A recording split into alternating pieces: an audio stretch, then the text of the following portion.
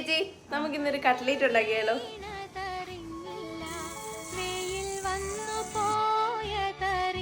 ആദ്യം നമ്മുടെ ബീഫ് കഴുകി മഞ്ഞൾപ്പൊടി ഉപ്പും ഇട്ട് കുറച്ച് വെള്ളം ഒഴിച്ച് വേവിക്കാൻ വെക്കുക. ഫ്രോസൺ ബീഫ് ആയതുകൊണ്ട് ഞാൻ കുറച്ച് വെള്ളം ഒഴിച്ചിട്ടുണ്ട്.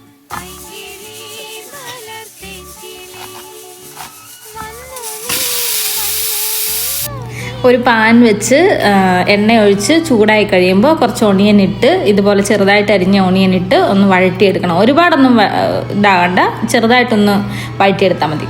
ഈ വഴണ്ട് വന്നതിലേക്ക് കുറച്ച് മുളക് പൊടി, കുറച്ച് ഇഞ്ചി വെളുത്തുള്ളി പേസ്റ്റ്, കുരുമുളക് പൊടി, മഞ്ഞൾപ്പൊടി, ഗരം മസാല ഇത്ര ഇട്ട് നന്നായിട്ടൊന്ന് സോട്ട് ചെയ്തെടുക്കുക. ബീഫ് വേവിച്ച് വെച്ചത് മിക്സിയിലൊന്ന് അടിച്ചത്, പിന്നെ കിഴങ്ങ് സ്മാഷ് ചെയ്തെടുത്തത് എല്ലാം ആഡ് ചെയ്ത് നന്നായിട്ട് മിക്സ് ചെയ്യും.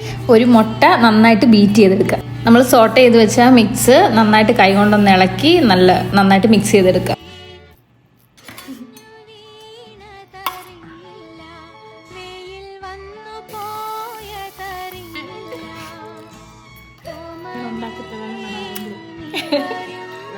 See you in the next video.